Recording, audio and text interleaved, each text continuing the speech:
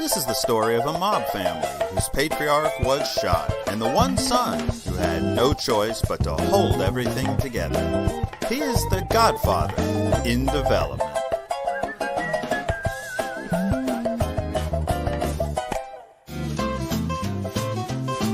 Michael was preparing for his meeting with Moe Greene later that day in Las Vegas. The Corleones were planning on buying out Moe's share in the Tropicana and taking over controlling ownership of the hotel and casino themselves. But Michael's brother Fredo, who worked with Moe, was not so sure it was a good idea. Mike, are you sure about that? Moe loves the business. He never said nothing to me about selling. Now, I'll make him an offer he can't refuse. "I'll make him an offer he can't refuse" is a phrase much used by the Corleones in their business dealings. My father made him an offer he couldn't refuse. When Vito wanted to get his godson Johnny Fontaine out of a bad recording contract, he said this. "I'm going to make him an offer he can't refuse." And that offer was this. Luca Brazzi held a gun to his head, and my father assured him that either his brains or his signature would be on the contract. So Michael decided to call in a favor with Johnny Fontaine and asked him to be present at his meeting that day with Moe Greene. See, we figure that entertainment will be a big factor in drawing gamblers at the casino. And we hope you'll sign a contract to appear 5 times a year. Perhaps, convince some of your friends in the movies to do the same. A pregnant pause filled the room. No one wanted to say anything. It was awkward. Finally, Johnny spoke up. "Sure, Mike. I'll do anything for my Godfather, you know that." Just then, Moe Greene arrived for the meeting. "Do you know who I am? I'm Moe Greene. I made my bones when you were going out with cheerleaders." Michael had never actually gone out with a cheerleader before, but he never liked to contradict Moe in these things, so he quickly got down to business instead. Corleone family wants to buy you out. No, I buy you out. You don't buy me out. Your casino loses money. Moe had been under the impression that his casino operation was bigger and more averse to failure than it was. We're bigger than U.S. Steel. They weren't. And like Michael said, they were losing money. But it wasn't for the reason that Moe feared. You think I'm skimming off the top, Mike? Actually, it was because since Fredo began working there, he'd been preventing a lot of orders from being taken at the bar. He was banging cocktail waitresses 2 at a time. Players couldn't get a drink at the table. Michael, meanwhile, had developed a foolproof way to cut down on this problem. I want to see you at the hotels. I don't want you near my house.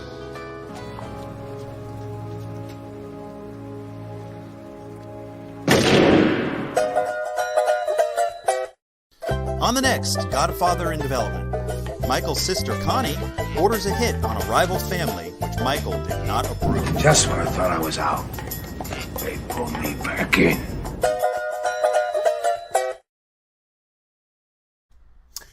Hello, and a Kieran Lagerbiru to all of you.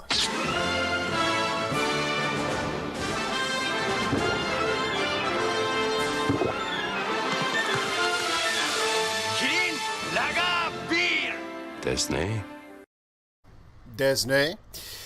This week, Blumhouse works their way back in our hearts with the movie Black Phone, which I have heard will do for phones what Chris Hemsworth did for hats in Black Hat.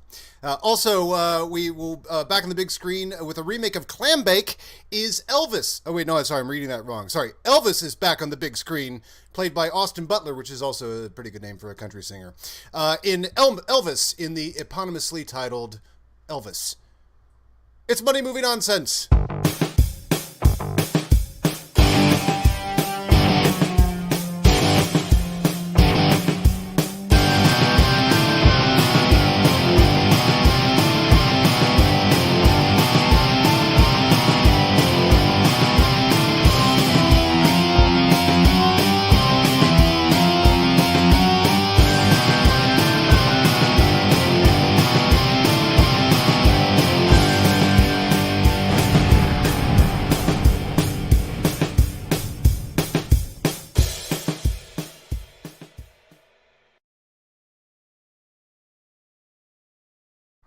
Hello, everyone in the viewing community. It is I, Adam Witt, one half of the Movie Guys, here to present movie nonsense because it is Monday, and Mondays are time for nonsense. Whether Paul is available to do the show or not, which he is not available to do the show.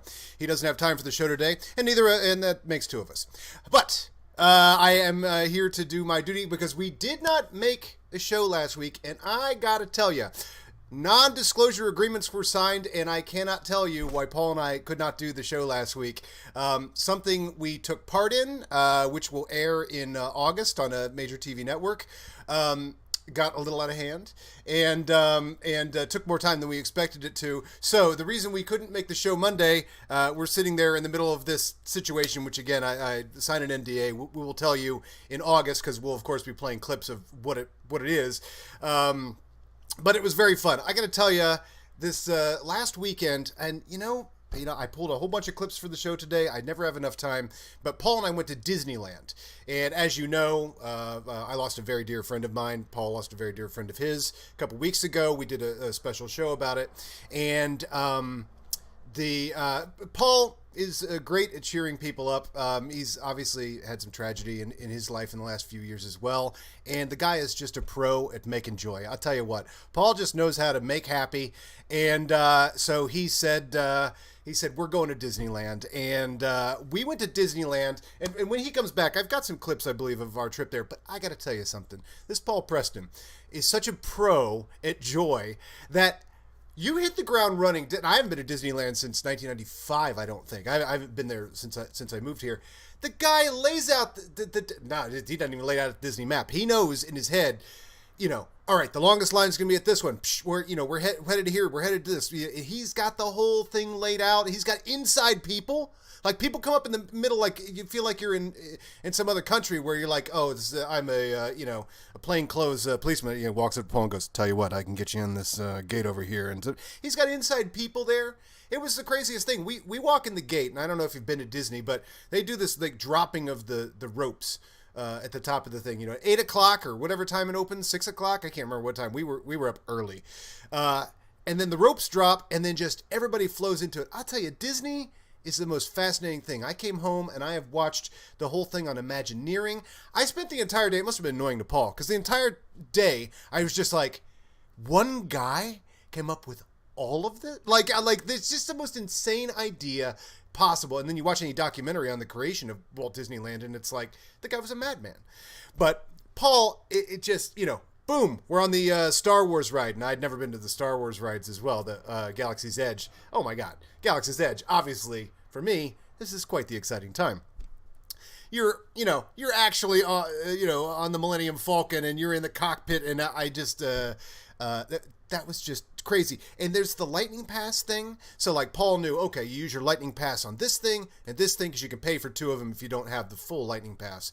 But, like, even just walking in the door, Paul takes a beeline for Star Tours, and he goes, nobody's going to be at Star Tours this time. Sure enough, we, like, literally walk on the very first thing. 5 minutes in the park, we're on Star Tours. We're in a galaxy far, far away, and we flew to, what did we do? Naboo and Camino? I can't, because it's shuffled. You could go to certain planets. I think we did Naboo and Camino and something else. But and it's just like, and Paul just has this whole thing laid out. He is such a theme park pro, and obviously a tour guide pro, because Paul has gone pro with tour guides, which fits in a little bit into the adventure we had the day after. But what's so funny is, we did the whole day at Disney, and then the next morning, it's like, he tells me that day, he's like, hey, if you can get up in time, I heard through the grapevine of something fun to go do. And it was right in Hollywood. So, like, I love taking advantage of the fact that I live right here in Hollywood. And so I walked down the street to an event that ended up going long. And that's long story short. That's why we weren't in the show. Didn't do a show on Monday. The first show we've missed, which I'm impressed with. This is show 41, I think. And so 41 shows in a row without missing a week. I mean, I don't know. I'm very happy about that track record. So, hey, we missed one, and Paul had a good line, which means welcome to season 2 of the Monday Movie Nonsense, which is the joke we had for how long a gap there was in between Ford Fiestas, which we just got busy with stuff, and it's not like Ford Fiesta pays the bills. But the podcast we recorded with John Kaiser is finally up on all your platforms, and he is working today. He only has 5 minutes, but I'm just going to go ahead and tell him to come into the chat at some point here. John Kaiser is going to stop by and we'll play a couple clips of that, advertise that, and just if he has time, he may not be able to come in. But other than that, let's get down to the business of what's going on today.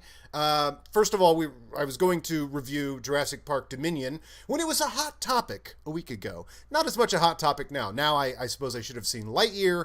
I have a very good reason why I wasn't able to go see Lightyear this week. I am headed to Washington, D.C. tomorrow to attend John Williams' 60th birthday party. A whole, not a birthday party, but a whole event that they're doing at the Kennedy Center. So that's very exciting. I had to go buy new clothes. I bought a pink jacket, folks. And if you think that pink jacket isn't going to show up here when I play some sort of game show host or something, but I went into the store and the guy goes, "What do you think about pink?" I go, "I never wear it." And he goes, "As a choice?" And I go, "Actually, no. It's just I've never had a whole lot of pink." So I have this great spring pink jacket, and he gave me yellow pants.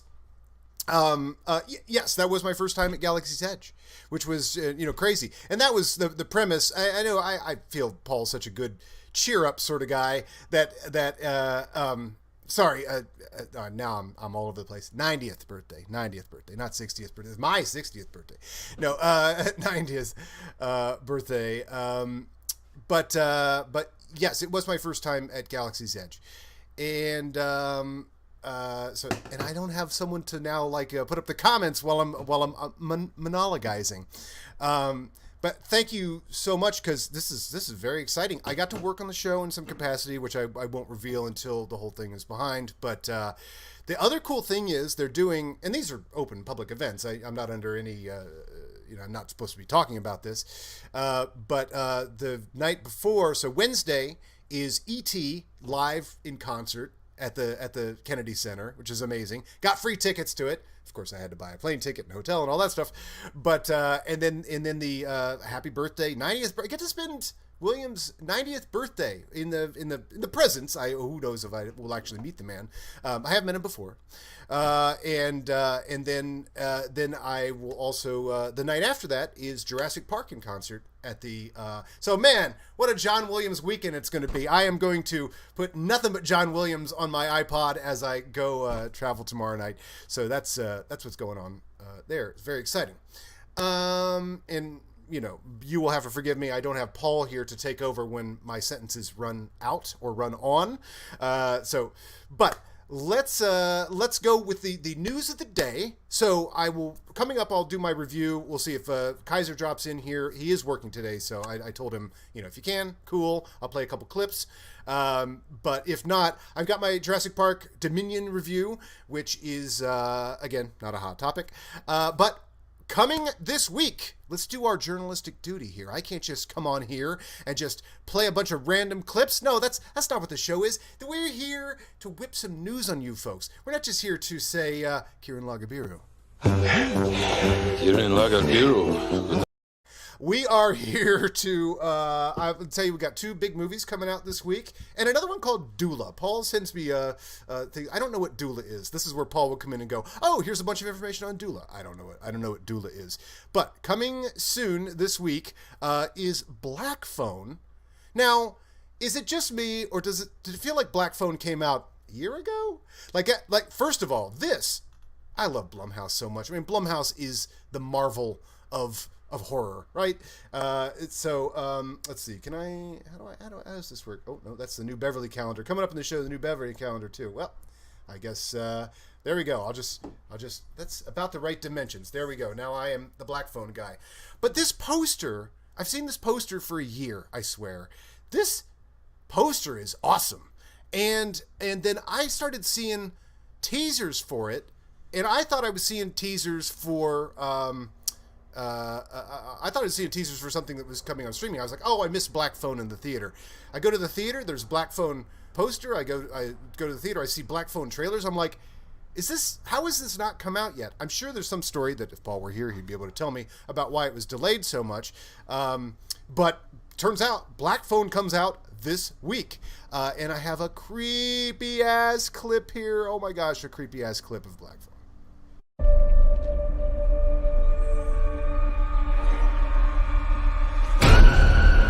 Would you like to see a magic trick?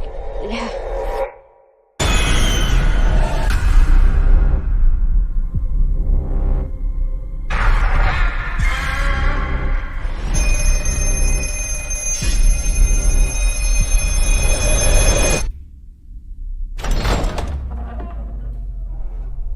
Tell me your name. Taylor.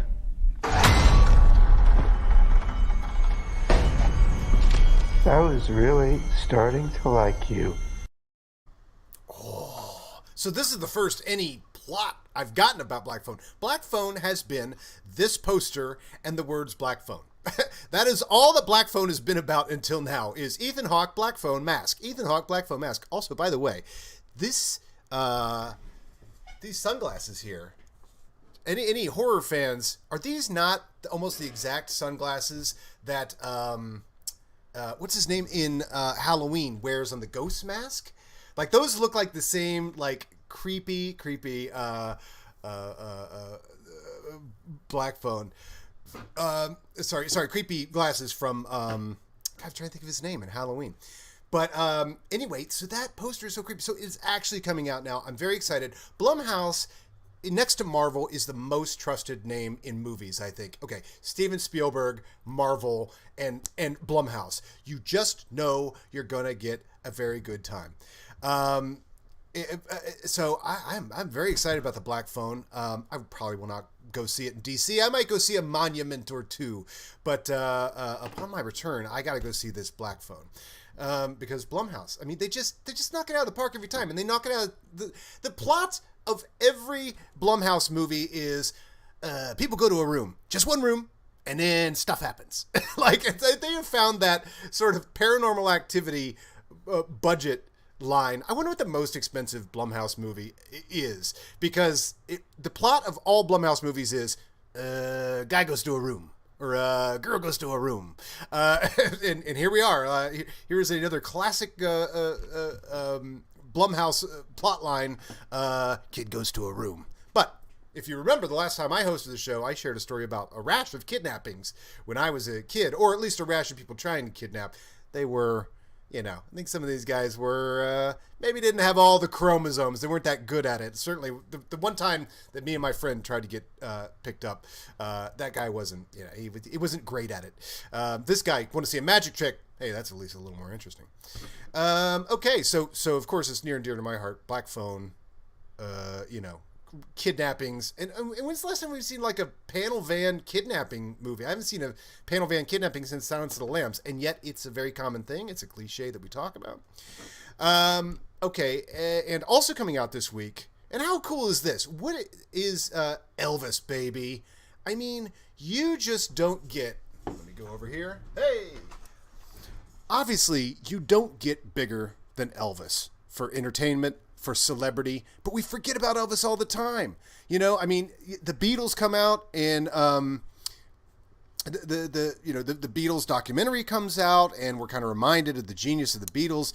But Elvis was more famous than the Beatles. Elvis was more famous than anybody. I mean, this is just going to be in all the phases of Elvis and how he was cool and then not cool, but in a cool way. So and also, Baz Luhrmann, and I've heard he goes full bore Baz Luhrmann going on in this movie. Obviously, you got the music, you got the glitz, the glamour. I mean, Baz Luhrmann can bedazzle a movie that doesn't need to be bedazzled. I don't know. I haven't seen Australia. Is it bedazzled? He bedazzles a lot, right? Gatsby, a bedazzled movie. And maybe, all right, maybe bedazzled for the time makes a lot of sense. But here's a movie where you have absolutely, let's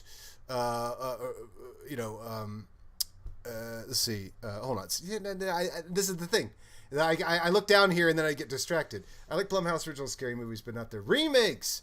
They want the rights to Nightmare on Elm Street and well, do you consider Invisible Man a remake, or is that just sort of like an idea based? Because they took that idea, and we had a 1-to-1 comparison also, which is The Mummy. How do you take a classic property and make it new for a new audience? When you look at The Invisible Man, you go, oh, these guys, said, Invisible Man, what are the possibilities? And then you look at The Mummy, and you go, I don't see how you can go, what could we do with The Mummy and come out with that? Like, The Invisible Man, I completely see and it's not that I thought of the similar idea, but like, wow, that is all the things you could do with an invisible person. Okay, so back to Elvis, the most famous person ever. So here, I got a clip from this. This looks really good. From 12:05 to 1:05, you have your open hour, at the end of which we thought would be a good time to have your meeting with Mr. Presley. From 1:10 to 1:30, you have an informal meet and greet with 150 or so White House volunteers in the state dining room. Elvis Presley. Yes, sir. The entertainer. Oh, I know who Elvis Presley is, yes. Who the set this up? Okay, that is not from Elvis. That is from Elvis Nixon, a movie that probably made my top 5 of that year. I loved Elvis Nixon so much. It was one of those things that you're just like, I don't even know if I'd seen a trailer, but of course the photo of Elvis and Nixon is so famous, and as I've seen from behind the scenes documentaries on Elvis Nixon, one of the most requested. We have porn in the chat. That was Kevin Spacey. I have no idea if I'm supposed to like him anymore. I'm told I'm not supposed to, but I'm also told he's innocent, so I don't even know. But that movie is good. The thing is, like, I was on a chat last night with a Movie Hero. We did a thing about all these movies from the 70s, which you can find right now. It was great. It was me and Kaiser, Vinny, and Mark Edward Hoyk. Oh my God, what a treasure this Mark Edward Hoyk is. Oh my God, he's whipping knowledge on us. If you go Movie Hero 2020, is that their handle? But at the end of it, we're talking about Hickey and Boggs, a movie directed by Robert Culp. Yes, stars Bill Cosby. And yeah, right. As Nixon, right? What are we gonna do? What kind of stink is he is he gonna put on Nixon's legacy? Okay, see, that's the thing. I don't know if he's on trial currently or whatever. Yes, so obviously I shouldn't like him. But I got to tell you, this Elvis Nixon is such a good movie because Elvis, played by Michael Shannon, is he doesn't play your thank you very much, I'm Elvis Presley. He doesn't do that. He talks the way Elvis talked, but without the affect, which is awesome, and it's kind of disconcerting. For about the first 20 minutes of the movie, you're just with Elvis in Elvis's everyday life. And a major plot point of that movie is Elvis is so famous, he can't go anywhere, Yeah, and Cam was Cam, you had they didn't put up a lot of things that you said, but if you go to the chat, Cam, you had backstory on so many things that we were talking about. It was really fun. We talked about a lot of great 70s movies, and my point there was also that I talked about the movie Hickey and Boggs. I like the movie Hickey and Boggs. Hickey and Boggs is written by Walter Hill, and it's the only movie directed by Robert Culp, who I adore. Like, Robert Culp is like one of my favorite actors of all time. He is so good. And that movie might as well be written by David Mamet in its like style. But the thing is, all right, so Bill Cosby is in it. I just don't know what to do with that because I can't not watch Hickey and Boggs. But the point here is Elvis and Nixon is a very good movie, and Elvis made 50 films himself. So anyway, tell me if you think this. So here's an actual clip from Elvis. Let's see if this thing looks like it's worth seeing. And Elvis comes in, and Nixon looks at me like, "I was crazy, man. You dress really crazy, man." He's like, "Hey, you have your get up, I have mine." Okay. Nixon's like, "Yeah, I'm glad you came by. I want to meet you. Good to see you." Okay, there are no convicted sex offenders in that clip, which is cool. But no, that also was not from Elvis. But I do love the Elvis Nixon story so much. It's such a piece of Americana, that photo. But, so that's what's coming out this week. A very extremely uninformed point of view on Elvis, and a slightly informed point of view on Black Phone, and I'm very excited about both these. I will say what I know about Elvis, the Elvis, Baz Luhrmann's Elvis, that's very cool, is obviously it stars America's dad, Tom Hanks. Also, not a convicted sex offender. I did hear like some news thing that someone tried to drag him down that hole. They're like, oh, you're still watching Tom Hanks movies? I'm like, don't you dare. Don't you dare do that.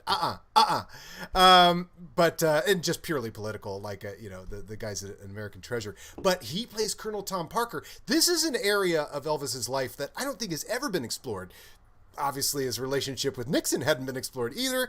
But for all the spotlight that we've seen on Elvis, Colonel Tom Parker, this character that comes out of nowhere, it's his only manager. I mean, Elvis could have went from manager to management to this to that. He's stuck with one guy who put him in a ton of movies. Is there any singer been in more movies than Elvis? There's no way that's even close. Roger Daltrey's in like 4 movies. Elvis is in 50. Sting is in 6 movies maybe, but Elvis is in 50 and he's the lead and sings in all of them. It's really insane. I've always wanted to go on a jag of watching some Elvis movies, which I have not. Okay, so that is what's coming out this week. Okay, the other topics we have to get to here. There is a let's see. So we got Elvis, we got Black Phone. John Kaiser may be dropping in momentarily. If he does, then we'll talk about the Ford Fiesta. Actually, let me just eat up time here and let me give my Jurassic Park review or Jurassic World Dominion review while I'm waiting on Kaiser. Then I can cut that off if Kaiser comes in, and if he doesn't, we'll just move on to the next topic because I did want to talk about John Hoey entering the fan favorites. I've got the clip here you may have already seen on Twitter, but hey, I'm trying to eat up time because Paul's not here on the show. And also, we have a brand new Beverly Calendar. Oh boy. The new phone book's here! The new phone book's here!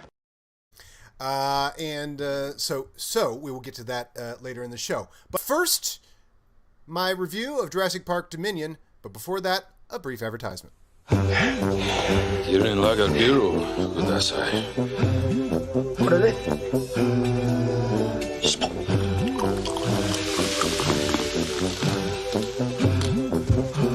Kudasai.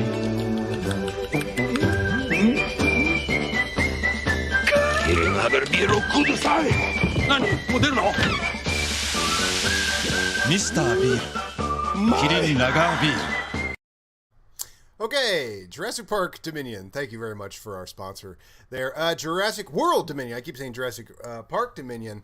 Jurassic World Dominion. Now, obviously, this is not a hot topic now because we took last week off. That was when Paul and I would have come fresh from seeing Jurassic World Dominion.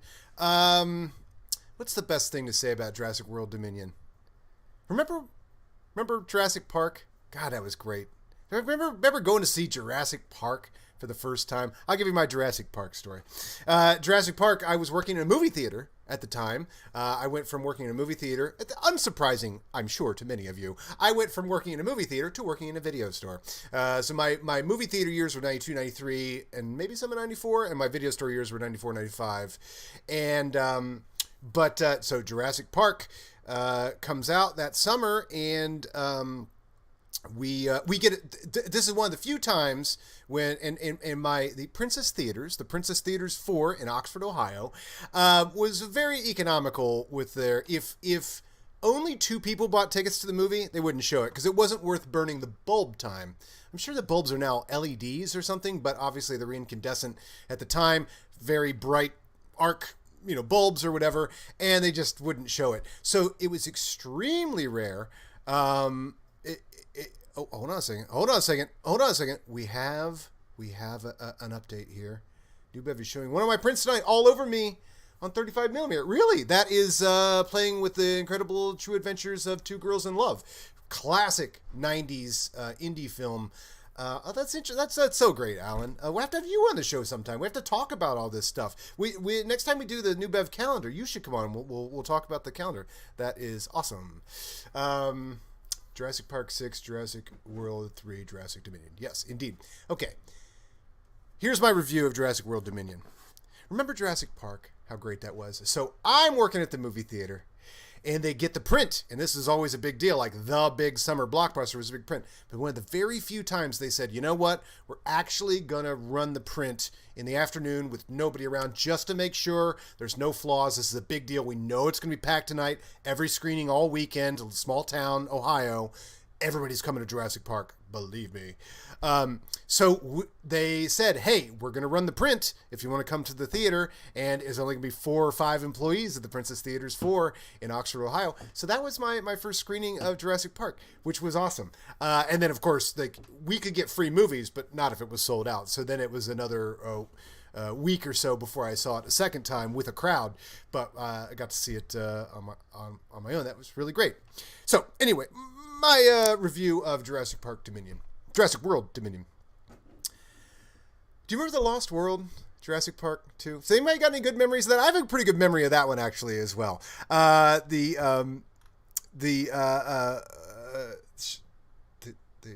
yeah.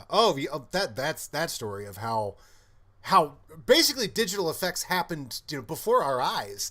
Just like watching that, them pitch they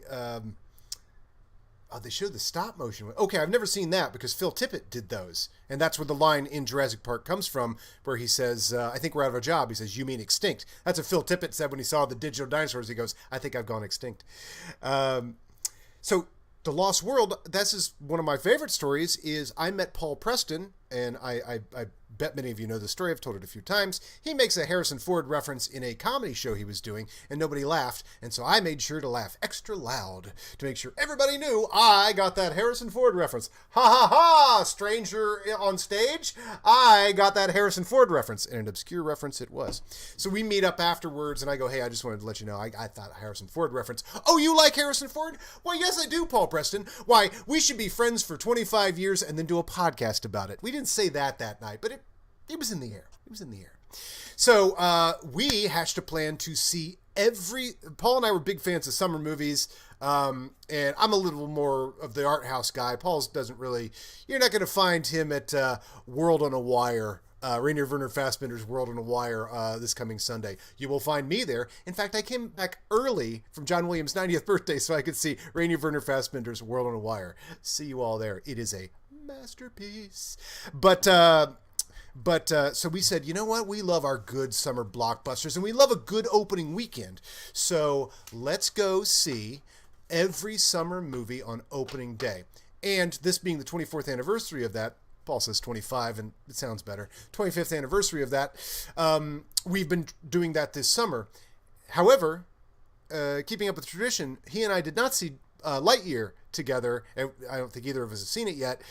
We also, looking back on the third week of the summer of 95, we did not see Con Air together either. I do remember seeing Con Air, but I don't remember seeing that with Paul.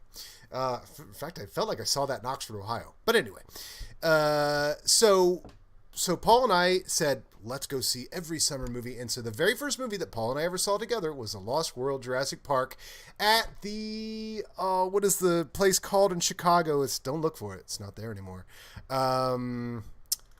This is why Paul needs to be here. Just south of the Ohio Street Theater now is the place where I saw The Phantom Menace.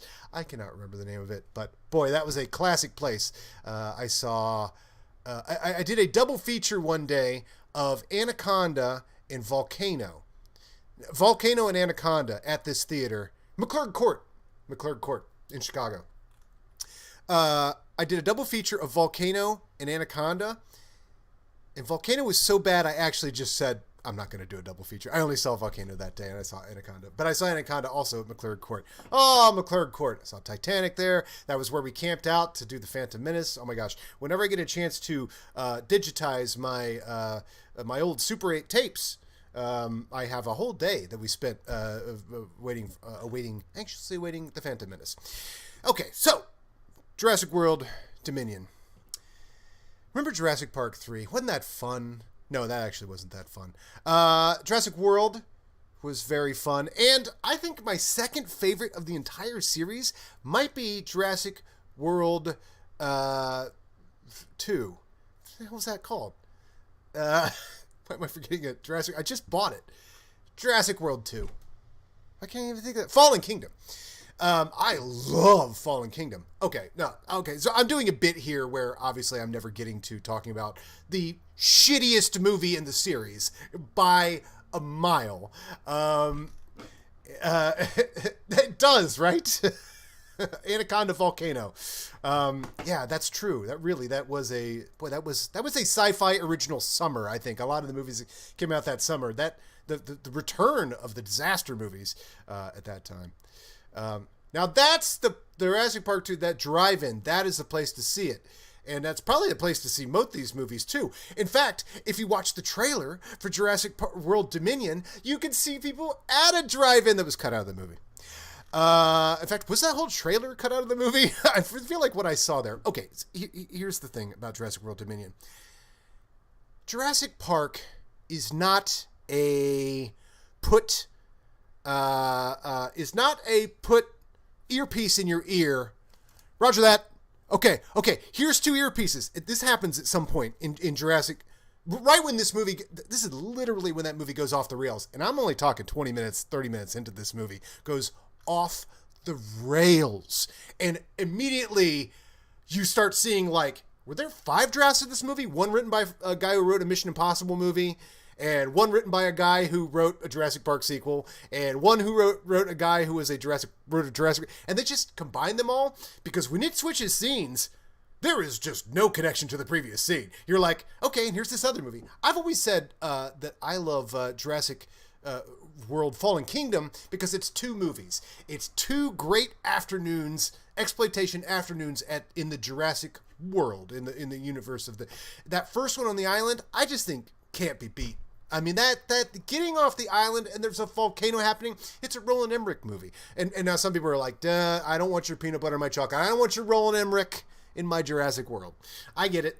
But Jurassic World, and then they set up, and I don't even know where they're going with this. When I'm watching Fallen Kingdom, I don't know where they're going with this.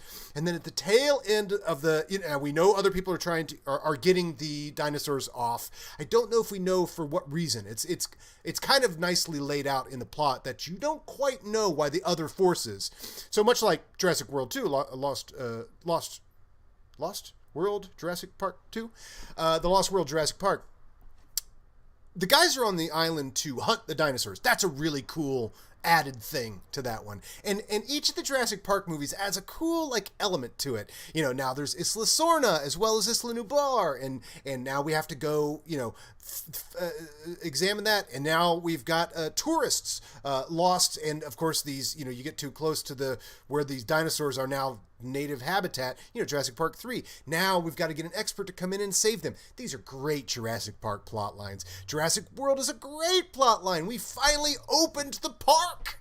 That's an amazing, perfect Jurassic Park 4. In Jurassic Park 5, there's a volcano. They're facing extinction. We have to question ourselves, do we let them go extinct? Which is what Ian Malcolm is questioning in the movie. They get them off, and only at the tail end of that first Act 1, basically it's 2 1-hour-long Jurassic Park movies.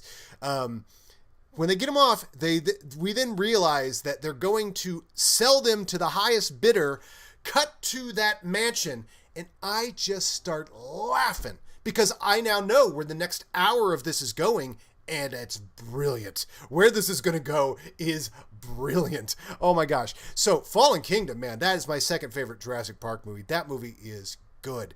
And then probably The Lost World, because man, the action in that really can't be beat. And it's a classic Jurassic Park movie.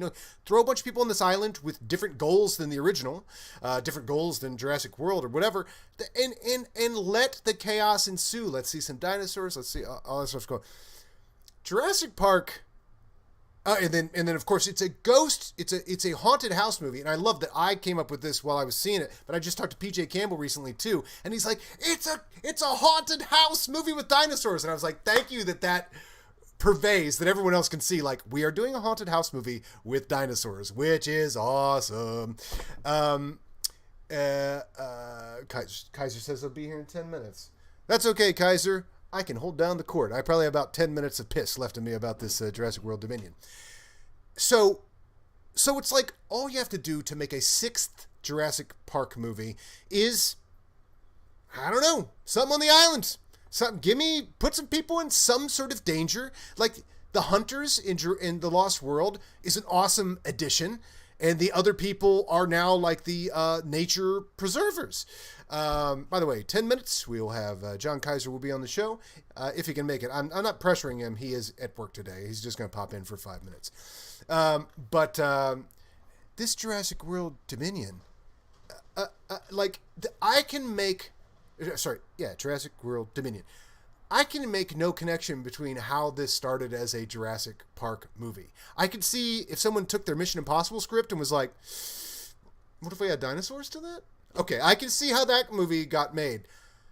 My God. Okay, so I've always said that Jurassic World Fallen Kingdom is 2 movies, and 2 what I think are great Jurassic Park movies. This movie is 8 movies, 8 Jurassic Park movies intercut.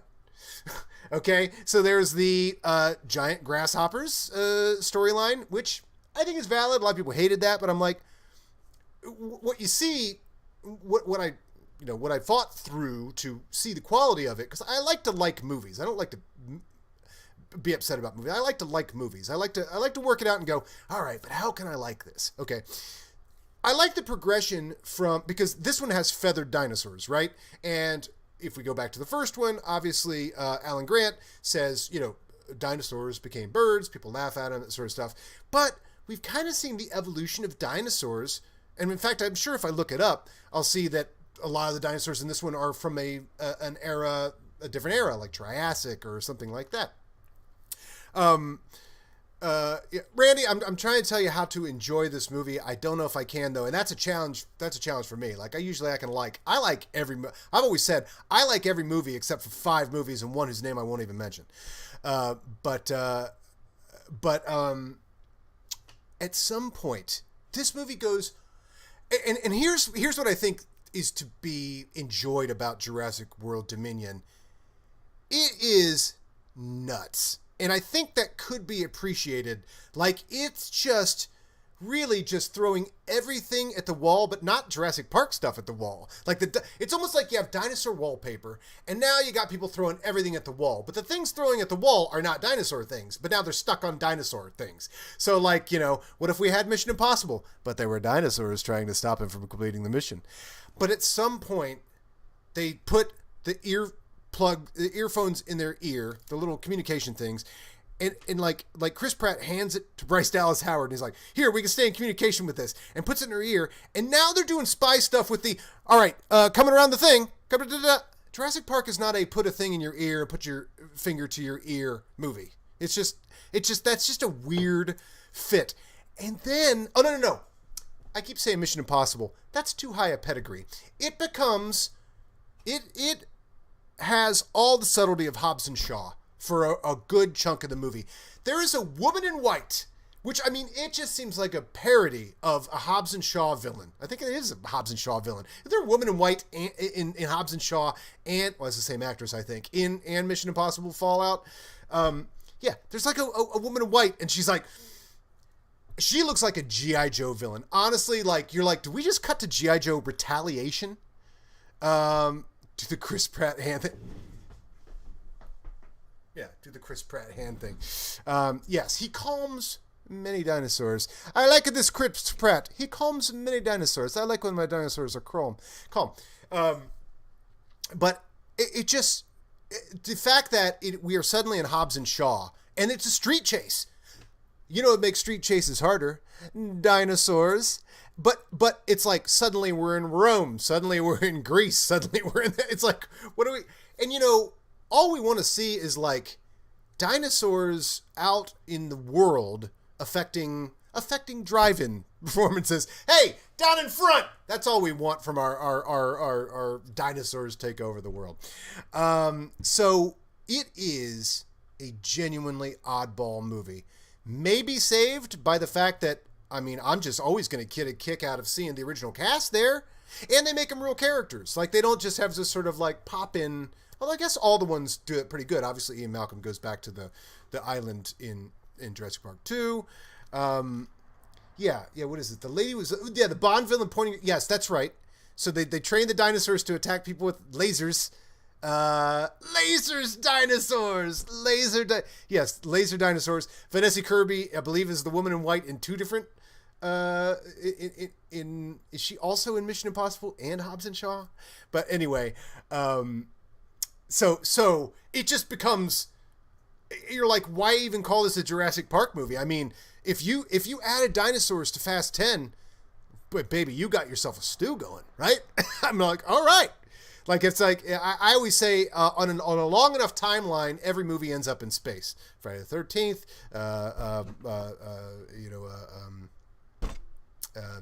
the one I just said, Hobbs and Shaw. Oh, Fast and Furious, But I guess I guess that's next for these movies. Can we send dinosaurs to space? The weird thing is the movie begins and ends with a montage, the same montage. This is what feels really defeating too. And again, it's really enjoyable to have the old cast back. They don't give them any lines or anything. They don't give them a whole lot of character stuff to do. Really, laser dinosaurs. It really is like this whole plot was cooked up by Dr. Evil. I take my 13-year-old kid to the 40th anniversary of The Thing last night. Oh, that's 13-year-old. I wouldn't say that's a slam dunk necessarily, because that movie is bleak. This movie could have used some bleak. So anyway, Jurassic Park Dominion. At some point, the beloved characters from Jurassic World, Fallen Kingdom, put things in their ears so they can spy communicate and keep putting their fingers through the ears to going, here comes a dinosaur around the corner. And they're driving around streets and it's got all the danger of Mission Impossible Fallout, but you're like, why is this happening in my Jurassic Park movie? It is genuinely odd and might end up being a classic for just being weird. I just don't know how they got there. Thank you for listening to me talk about Jurassic World. That was so weird. And I work hard to like every movie. And I guess I do like it, but as a real weird movie. Not as weird as World on a Wire. But anyway, so that's my review of Jurassic World Dominion. Instead of eating up more time and see if Kaiser can come on, just going to move on to the next topic. So we did new releases. We did that. What else do we got going on here? Oh, I got two other segments I want to talk about here. And if Kaiser comes in, we'll talk about that. The two other segments are Johnny Crash has joined the fan favorites. I don't know if you've been on Twitter and seen the little video I made, but I wanted to show it here. A, because it's a fun little video, and B, to eat up sometime because Paul's not here.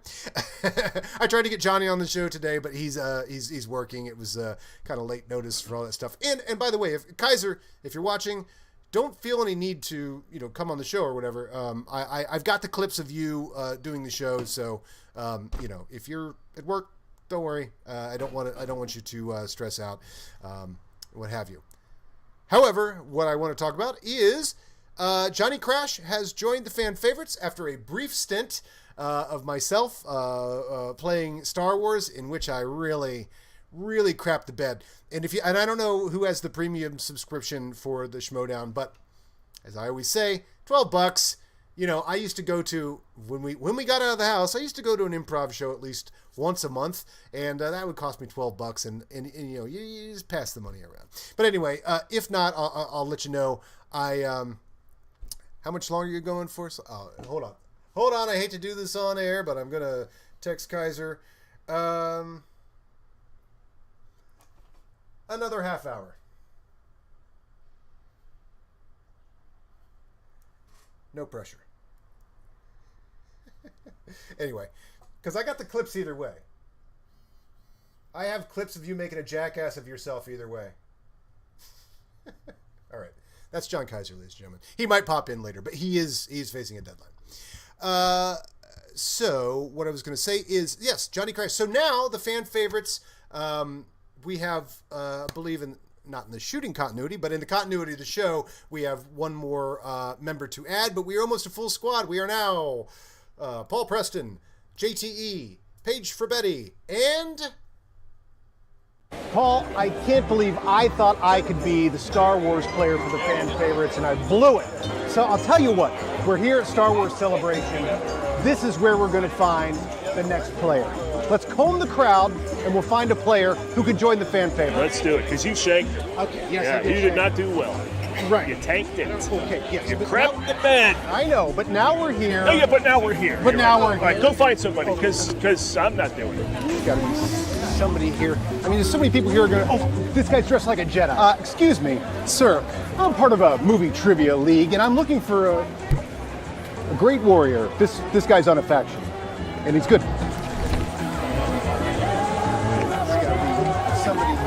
Excuse me, ma'am. I'm with a movie trivia competition. I'm a manager for the Schmodown. You know the Schmodown? Yeah, no, I know the Schmodown. Who the are you, though? There's got to be somebody here. Excuse me. I'm looking for someone in my, to join my faction for movie trivia. I kind of already am taken by a faction. Yeah, okay. It's kind of embarrassing. All right, it's got to be somebody here. Excuse me, sir. I'm looking for some trivia competitors. Oh, yeah, I'm on a faction already. You want to call that a faction? All right, I'm just going to start asking people questions. We'll find out who knows Star Wars stuff. Maybe we'll find someone, off the street here. Excuse me, sir. Yes. In Return of the Jedi, when Luke kills the Rancor, he throws a skull, right? Whose skull is that? Dude, who would possibly know that? It's Bidlow Quirv. This looks like a well situation. Well.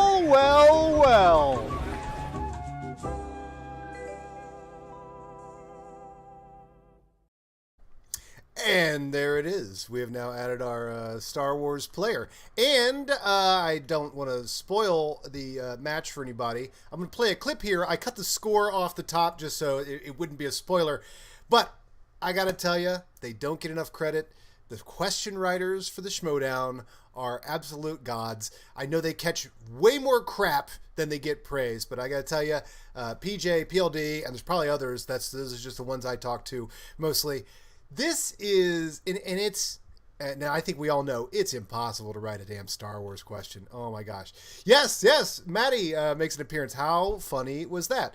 And Gold Leader, yeah, that was so much fun. And I wish, we wish we'd taken more time and went and found, Molly and Alex, because we'd seen them earlier, but that was out just after a thing for John Hoey's channel. He had a meetup at the fountain, and we met him there. So it was kind of like whoever was around there. I'm like, hey, who wants to be part of this piece? Which I got to tell you, I had Star Wars friends when I was a kid, when Star Wars movies were coming out.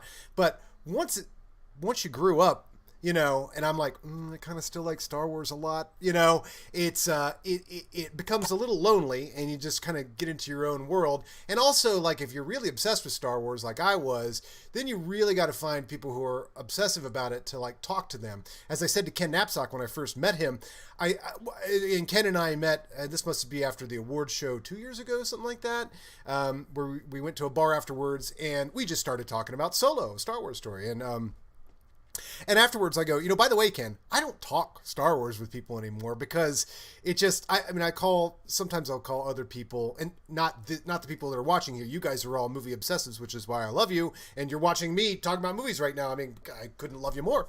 But I was like, I don't talk about Star Wars with normies because, just don't find people that are on the level or whatever. But this is the first Star Wars celebration I've been to, and it's the first time I've been to something like this after meeting all these Star Wars obsessives like myself, and way more obsessive than me. Andrew DiMolanta, I never thought I'd meet someone that would know more about Star Wars than I'll ever forget. He's that guy. Ken's that guy as well. So it was just really cool to go there. We run into John Hoey because we know Johnny Crash, because we know we're going to shoot a segment with him introducing him for the fan favorites, and that had always been the plan. Just a little behind the scenes. I don't think anybody cares, but super behind the scenes. My match was, I think, to fill out a schedule. So it was just kind of like, hey, do you want to play? And anyway asked me if I want to play. I'm like, yes, I want to play. But managers weren't supposed to play this season. And I think the only reason I got special dispensation to do that was it just worked out for the schedule, that I could make a match and whoever else they were trying to get into that one at that point couldn't. So, So then I shot the thing. Oh, I'm taking over the fan favorites. I'm now a Star Wars player. And I guess if I'd won, then I guess we'd have a whole different plot line. But the plan was always to go to Star Wars Celebration where I'd run into John because he lives out of town. And then, so anyway, we shot that. But what's so cool is, hanging out around there are friends, the DiMolantas and Gold Leader and all the other people that you saw. Even Sean Sullivan makes a breeze through trying to get in the shot, which is funny. I used it. So that was like really heartening to like, at this point, to finally have this many Star Wars friends, and then to have that be a plot line and this thing we're doing. But getting back to the topic I was talking about, these question writers. Let me just play one clip from the, without any spoilers of the score. I have the score clipped off the top. This is the best question ever asked, I think, in Star Wars The Schmodown. This is so great. In Return of the Jedi, what is the name of the Jawa seen gathered around spectating as Luke fought the Rancor?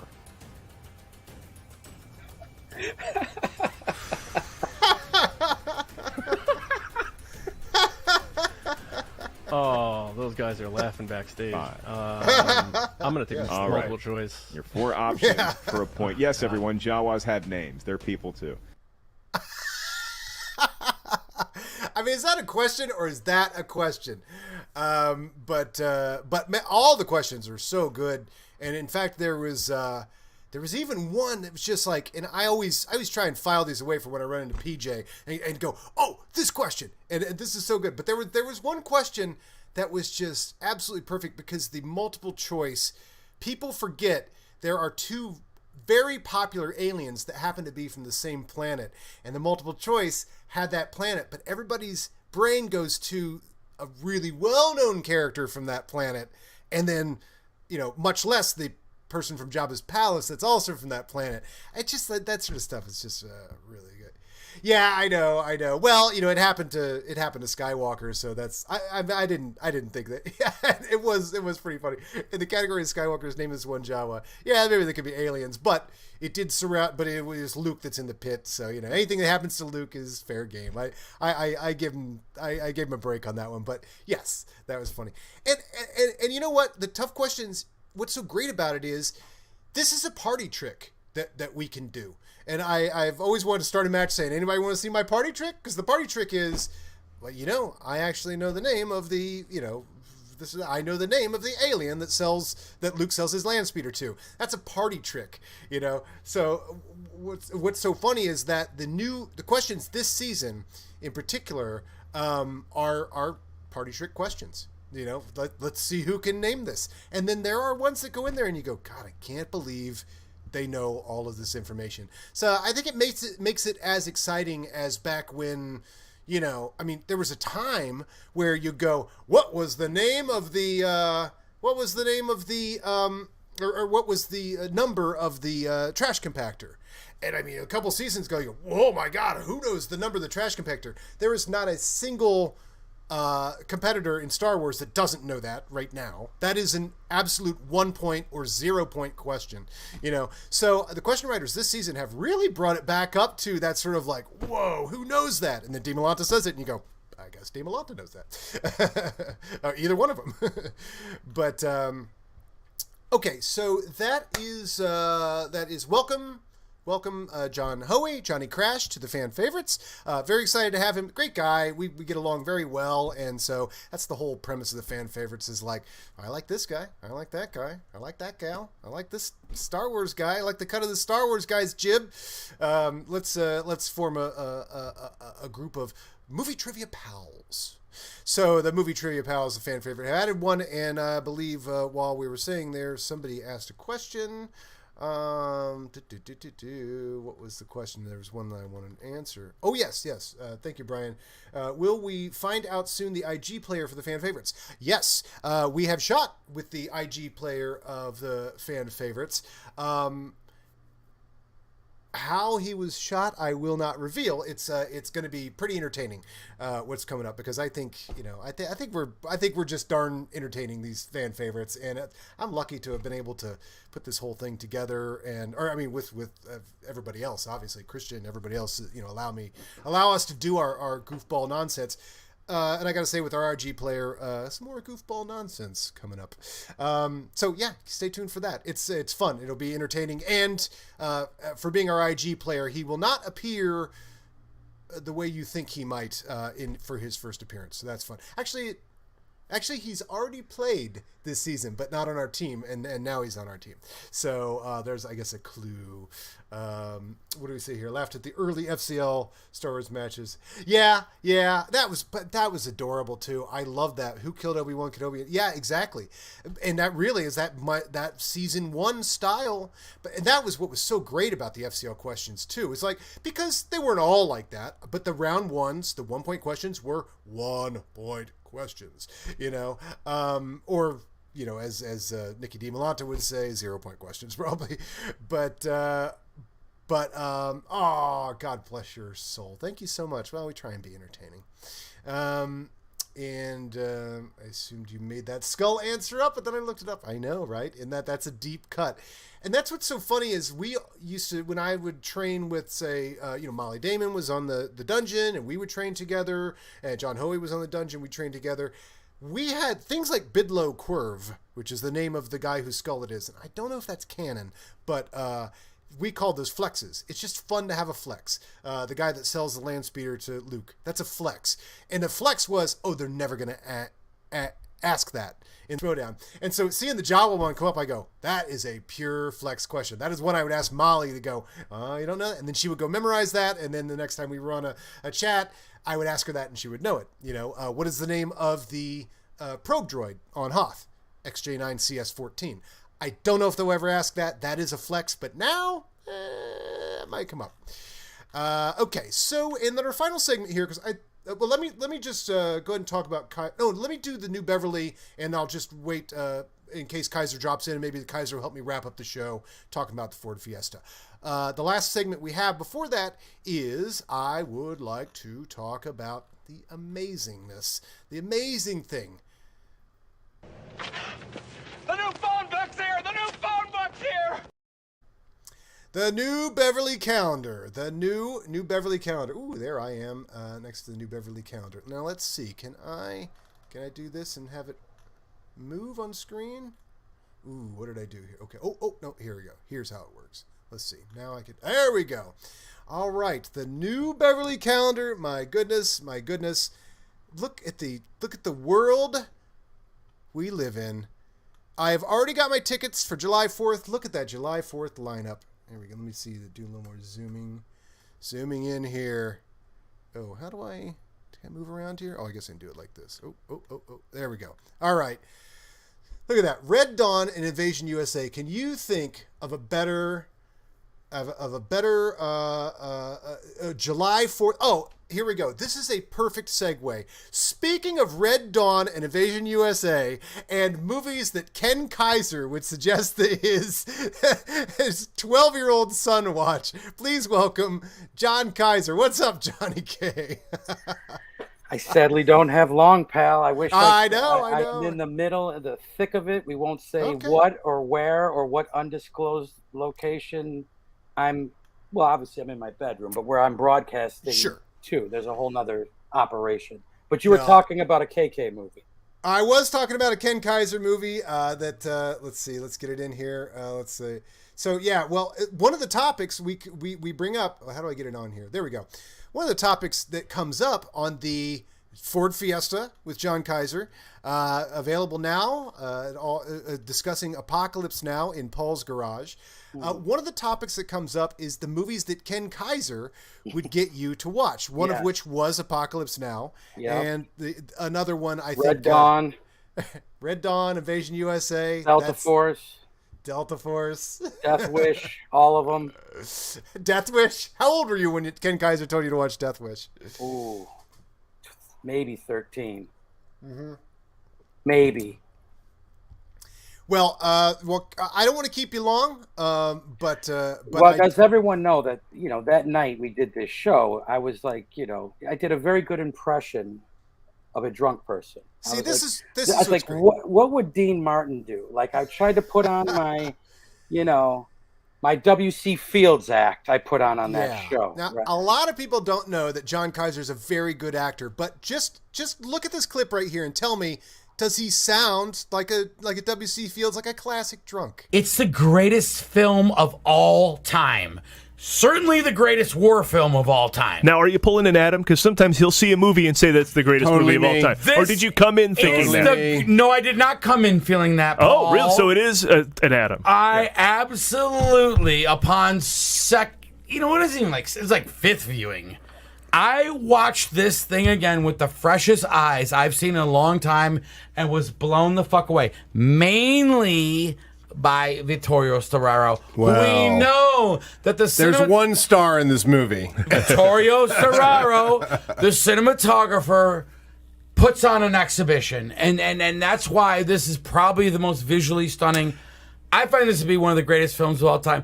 Dare I say, okay, I come on say it's the greatest movie of all time. It's definitely the greatest war movie of all time. And it is the greatest cinematography I've ever seen in a film. I rest my case. No further questions. You actually sound pretty sober.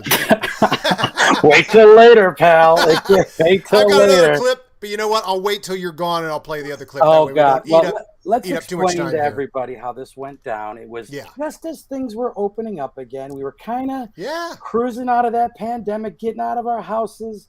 I had a date with the movie guys. I was fired up. We're going to watch Apocalypse. I said, I'll bring some beer. People may not know this. You're a big Kolsch guy. Kolsch is one of your favorite brands of beer. So, oh my gosh, I brought what I thought was enough Kolsch to drink and then enough for you to take home.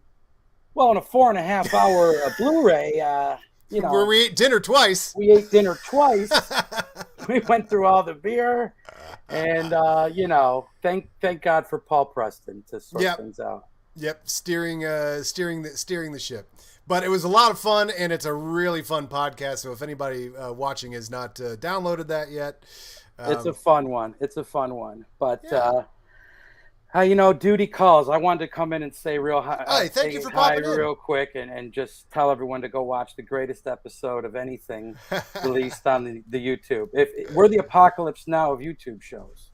We are. Yes, we are. Well, particularly because it took us so long to get this latest episode out. So Apocalypse Now was like waiting for 3 months, for our Apocalypse Now episode to put people in the feeling of what it was like to anticipate Apocalypse Now. No, Thanks it was it was a blast. I definitely want to do it again. What did we say? We were going to do the James Remar Fiesta. Is that what's next? Yeah, the next is the James Remar Fiesta, and that's going to be Kaiser the entire time. It's going to be me and Kaiser and Paul, and it's nothing but James Remar movies from the start, from the very beginning. Yes, sir. All right, I'm out. Enjoy the thanks for stopping by. It's a fun one. All right, man. I'll play another clip here. Thank you for stopping by. He didn't have much time, but it'll feel like he's with us because I'm going to play another clip from that, and then I'll play another clip from the actual show of me and Paul doing the wrap up. I just thought to myself, I'm like, this is almost exactly 10 years after Easy Rider, which ushered in a new movement in youth cinema, and here is Coppola now. 2 movies into success. I mean, 3 movies for us, but I mean, in terms of box office success, of do whatever the hell you want. You did The Godfather. You did The Godfather Part 2. You do whatever you want, Francis. You blew my fucking mind in the middle of this movie when Hopper, or not Hopper, Hopper's what reminded me of that. Duvall pops on screen, and you look at me and you go, this is the Doctor Strangelove part of the movie. It is. I'm like, holy fuck. It is. Yes, I've agreed with that same level of humor my whole life, but I never looked at it that way. You blew my fucking mind. I'm like, oh my God, yes. It's only a Vietnam satire while Duvall is on screen. Bro, you blew my mind. It's only a war satire while Duvall is on screen. So much. Yeah, and it's absurd. You hit the nail on the head. It might as well be Hot Shots while Robert Duvall is on screen. That's Don't a you think? stretch. That's a fucking stretch. Yeah. That's a real fucking But stretch. it's... Leslie Nielsen was not in this But movie. it's... But you know, I'm saying when you it's hit, but nuts. you the way that has always been my favorite part of the movie. Yeah. The minute he's on stage and Charlie don't surf and the whole fucking thing. Oh. But they expanded it in this final cut, which I'm glad they did. I think it's a little more extrapolated sense of that, but that's always been my favorite thing. And maybe I'm a Duvall nerd and I love everything Duvall does. No problem with that. Oh, we are full screen with the new Beverly still. Oh, wait, let me get me in here. Okay.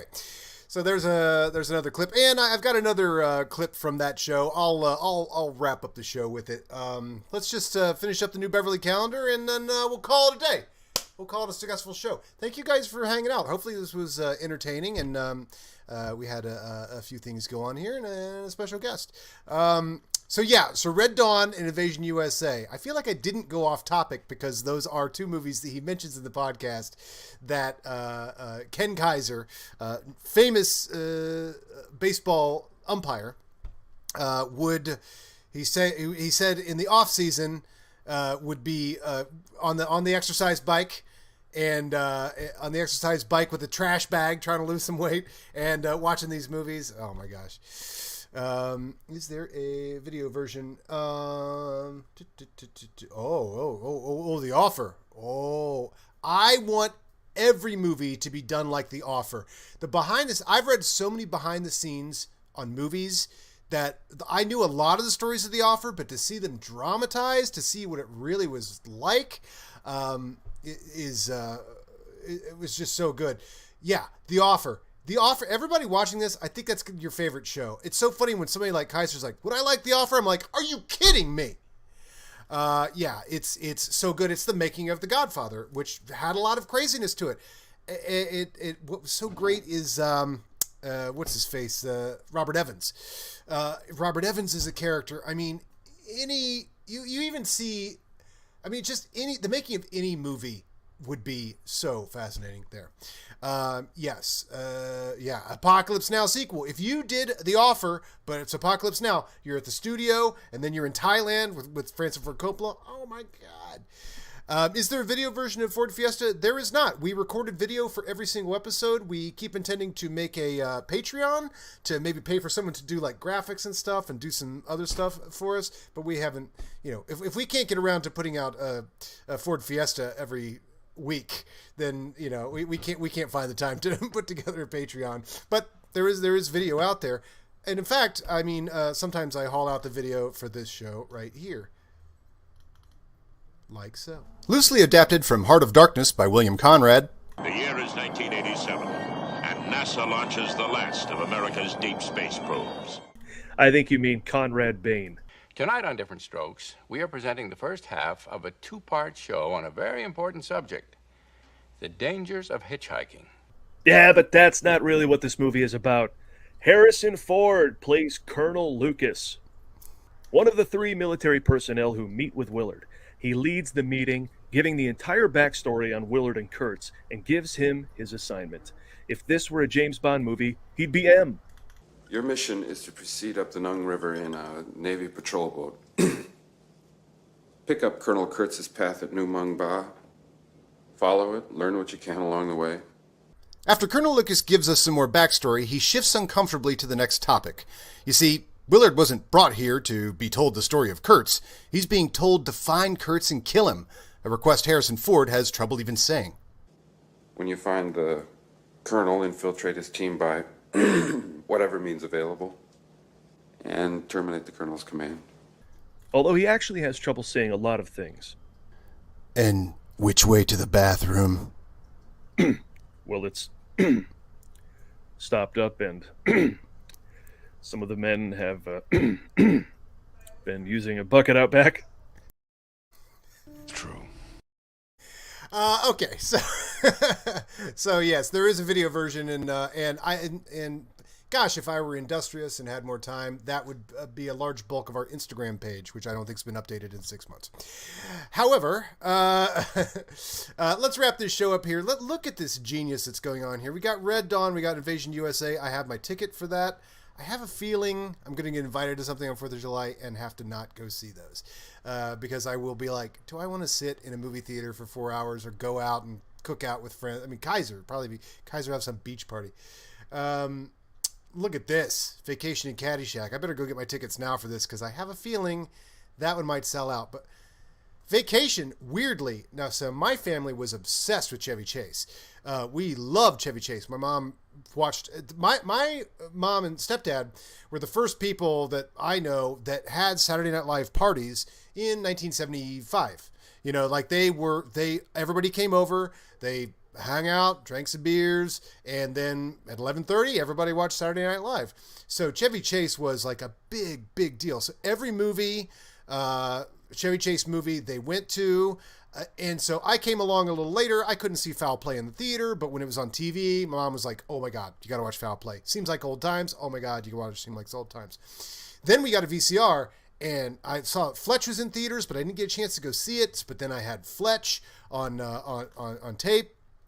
And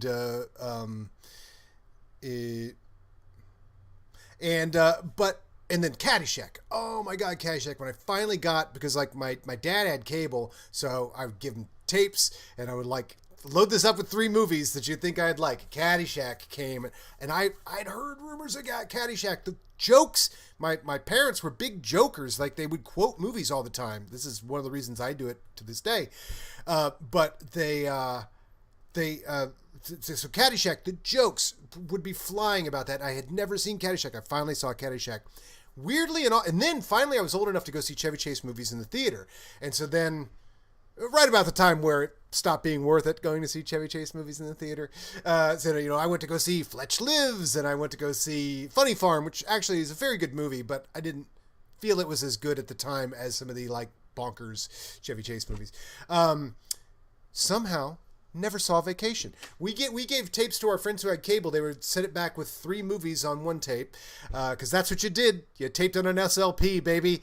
And that's why my question to anybody who lived through the VHS era to this day is, what else was on the tape with Jaws? Jaws was on a tape for me with Return of the Jedi and Enter the Ninja. So, Foul Play at the drive-in. Oh my gosh, yeah, Foul Play, man, that is something. Yes. What was on the tape with Jaws, Cam? What were the other 2 movies? Look at the Cinerama Dome, Red Dawn. Oh my gosh, yeah, and that was a big deal at the time. That sort of Red Dawn, Rambo. I mean, we hated Russia at the time. Some of you young kids don't know. Well, now you do. But at the time, it was like you just would wake up to hate Russia. It was just the strangest thing. The Cold War thing really worked. Like you'd watch G.I. Joe, you'd watch Top Gun. They would ostensibly not be about Russia, but you'd hate Russia exiting both of those events. So, Vacation, I have seen once somehow. Did not see it until like 5 years ago. And it's totally the sort of thing I should have watched 100 times back in the day. So this is a good one. Caddyshack is a tough one, though. I don't think it holds up. I think it's an unfortunate thing. The individual elements are amazing. Ted Knight might be my second favorite actor of all time. Might be Robert Culp and Ted Knight might be my 2 favorite actors of all time. Okay, so let's see. Okay, then what else we got here? Swamp Noir. What is Swamp Noir? Sometimes I learn some things here. Swamp Noir. Okay. Big Wednesday, California Dreaming 2. One of those. No, they're both narratives. Surfing movies. I believe Big Wednesday is produced by the writer of Apocalypse Now. I'm blanking on his name. Now, here's the thing. So I see this calendar come up. Summer Camp Slash-a-thon. You can't find anything I'm more interested in than a Summer Camp Slash-a-thon. So I immediately go, and I have not gotten a ticket to one of these marathons from the New Beverly in like 5 years. I don't think I've got it. I've been able to, somehow, I was able to get a ticket to the all-night Friday the 13th marathon, which is Friday the 13th, 1 through 8. That was transcendent, I tell you what. I got tickets to the Nightmare on Elm Street marathon. Had to work, only caught 2 of those, and then I was so tired from working, I fell asleep for Nightmare on Elm Street 5 and 6, I think. I made it for 3 and 4 in that one. And then I got tickets to the all-night Arnold Schwarzenegger marathon. Man, that was transcendent as well.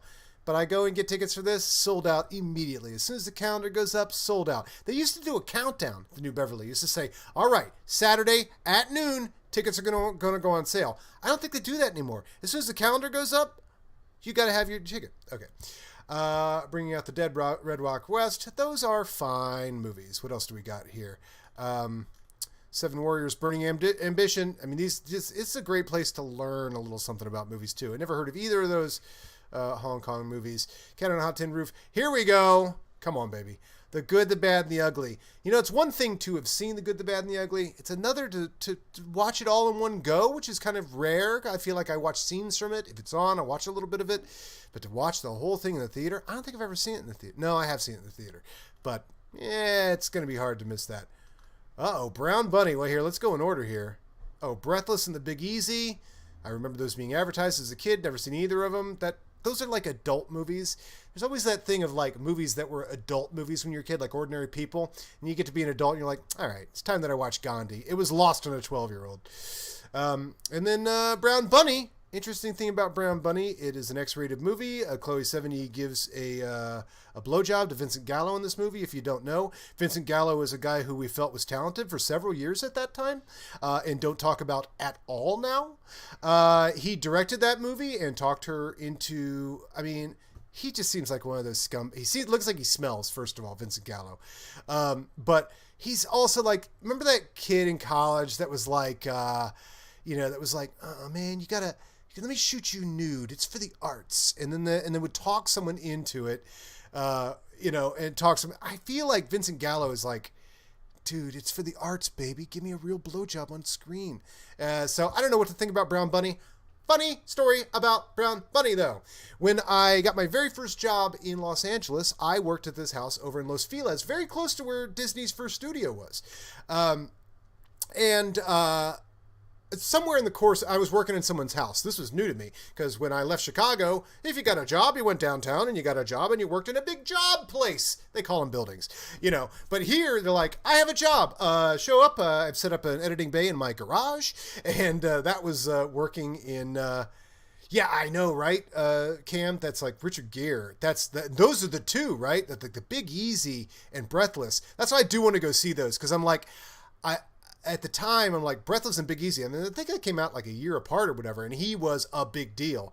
But I was just like, I can't go see those movies. First of all, they had boobs in them or something.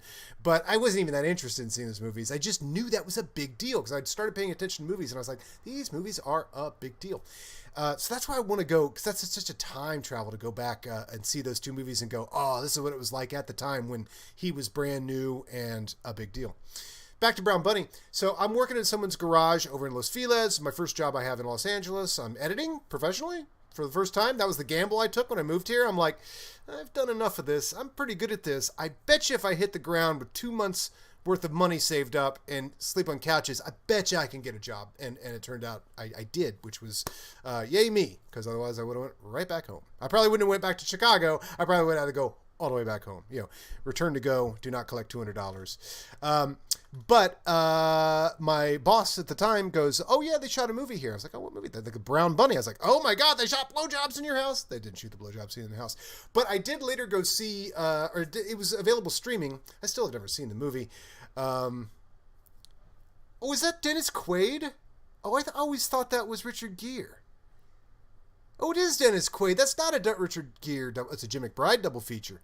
Oh, you're right. That is, but they came out at the same time. And I didn't know the Big Easy was a nickname for New Orleans, so I thought Easy meant sex. I was so young. I was like, oh, the Big Easy. That means he's going to have sex with Ellen Barkin because she's easy. It's obviously a nickname for... and Breathless, I guess I could have made that sexual as well. But, so the Brown Bunny... in the scene, not the blowjob scene, but there is a scene where he goes home, Vincent Gallo, and I basically fast forward to this movie to see, like, where is the house I worked in? And there is a scene where he goes back to, I think it was a childhood home or someplace with some sort of trauma, and he walks around the outside and he looks in the window to try and see inside. I think there's some flashback or something like that too. But the first window he goes to like that, that's where I worked. So if you ever see,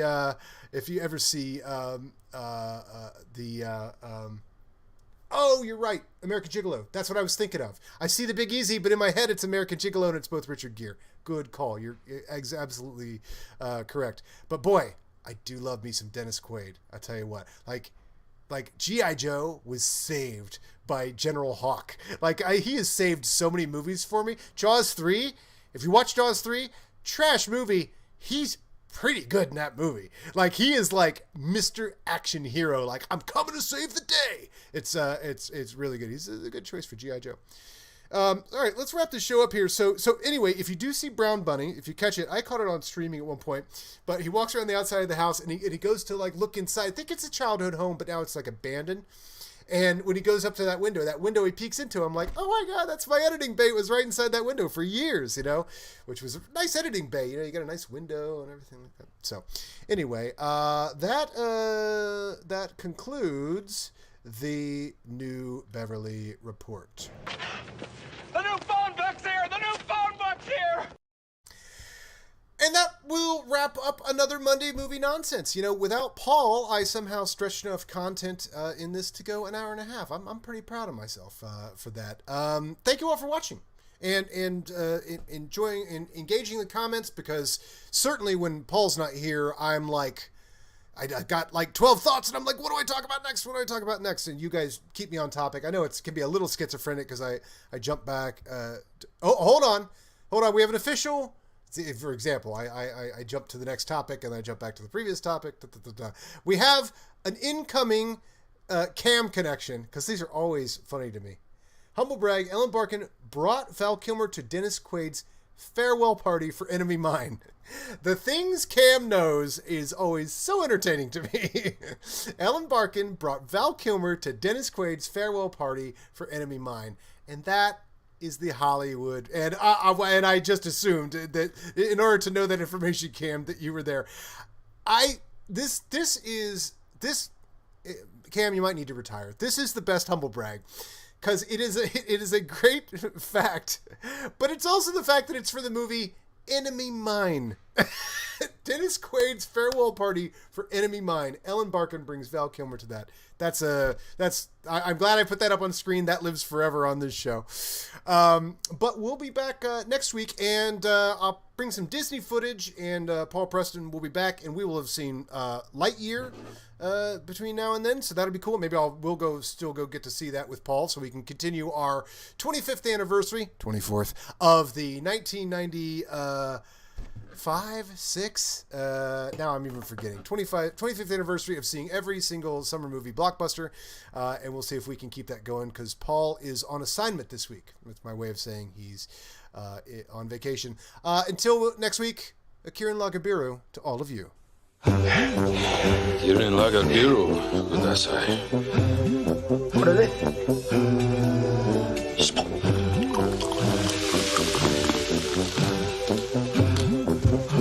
Kudasai.